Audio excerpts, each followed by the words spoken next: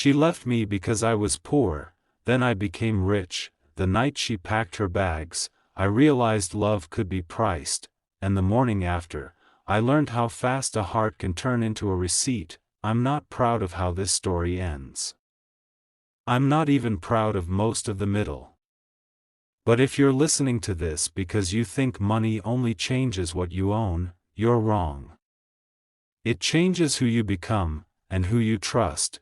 When I met Clara, I was 26, working 2 jobs and still counting coins at the gas station.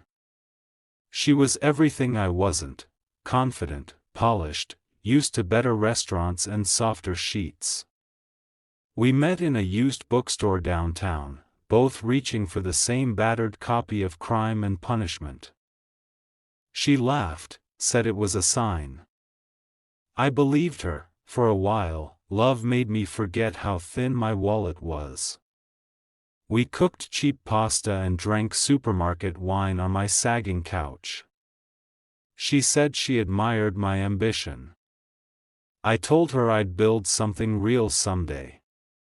I meant it, but promises don't pay rent. 3 months in, my car broke down. 2 weeks later, my landlord raised the rent. I started selling things, first old books, then my guitar, then anything that didn't feel essential. Clara noticed. She always noticed. At first, she was gentle about it. Maybe you should look for something more stable, she'd say, brushing my hair back like she was comforting a child. Then it became sharper. You're talented, but talent doesn't mean much without results. I tried. God knows I tried. I applied everywhere. I pitched ideas. I worked overtime shifts until my hands shook from too much coffee and too little sleep, but the bills kept winning. The night she left, she didn't cry. She stood in my doorway with a suitcase and a look that was almost apologetic. I can't live like this anymore, she said. I want more. I deserve more. I nodded. I didn't beg. I just watched her walk down the stairs and disappear into someone else's future. For weeks after, I barely functioned. I lost weight. I stopped answering calls. The city felt louder, colder, emptier, and then the letter came. It was from a law firm I'd never heard of, addressed to my father. My father had died when I was 16. He left nothing but debts and an old toolbox. At least, that's what I believed. The letter said otherwise. It claimed my father had been a silent partner in a small logistics company that had recently been acquired. His shares, forgotten and unclaimed, were now worth just over $3 million. $3 million. I thought it was a scam. I almost threw it away, but it wasn't. Within 6 weeks, after paperwork, verification, and meetings with lawyers who suddenly treated me like royalty, the money was mine. Overnight, my life rewrote itself.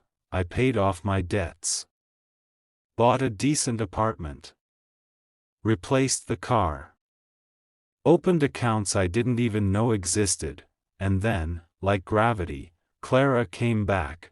She didn't text at first. She accidentally ran into me at a cafe near my new place. She looked surprised, delighted, curious. You look different, she said. So did her tone. We talked. We laughed. We pretended the past had been a misunderstanding instead of a verdict.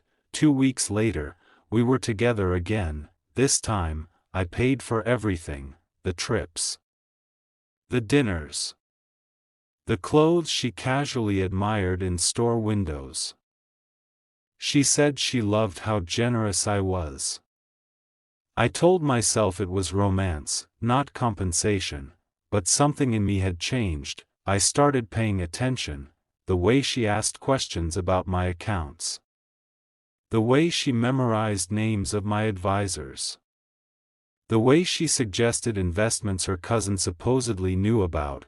One night, over wine that cost more than my old weekly grocery bill, she said, "You should really think about protecting your assets. People can be unpredictable."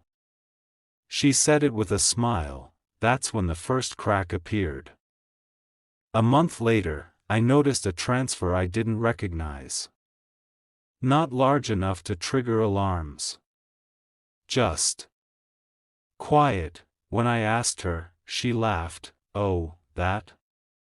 I borrowed a little for a surprise. "You'll see." I believed her. Then another transfer, then another. I told myself it was nothing. That love meant trust.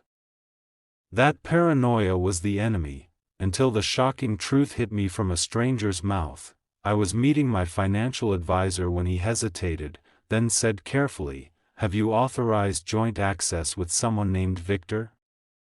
My stomach dropped. Victor was Clara's ex. The one she said was toxic. Dangerous.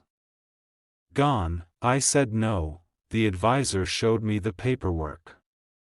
Digitally signed. My name, forged perfectly. Someone had been slowly draining my accounts. Laundering money through shell companies tied to Victor and Clara. Clara was the bridge.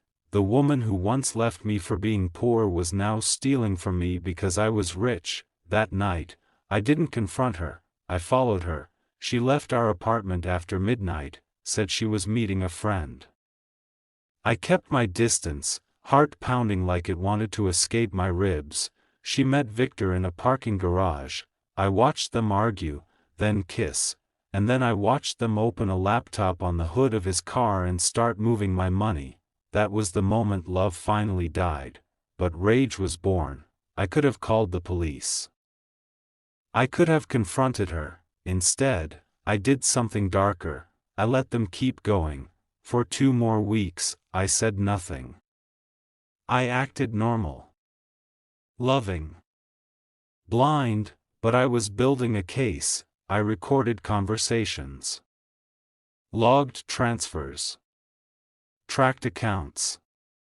I hired a private investigator who specialized in financial crimes, and then I did something illegal myself. I created a fake offshore account under a name Victor had once used. I made it look like a hidden fortune, larger than anything they'd stolen so far, and I let Clara discover it. She took the bait immediately. That night, she couldn't hide her excitement. "You know," she said softly, "we could disappear someday. Start fresh somewhere beautiful." I smiled. 2 days later, she and Victor tried to empty that account, the account that didn't exist. The moment they touched it, alerts triggered across 3 jurisdictions: Interpol, federal agents, cybercrime units. The offshore account was wired to flag their real network. They were arrested in a hotel room in Miami, surrounded by laptops, passports, and cash. I testified. Clara cried. Victor blamed her. She tried to look at me across the courtroom, but I didn't return the glance. In the end, most of the money came back, some didn't. But what I lost most wasn't financial, it was innocence. Today, I live comfortably. Quietly.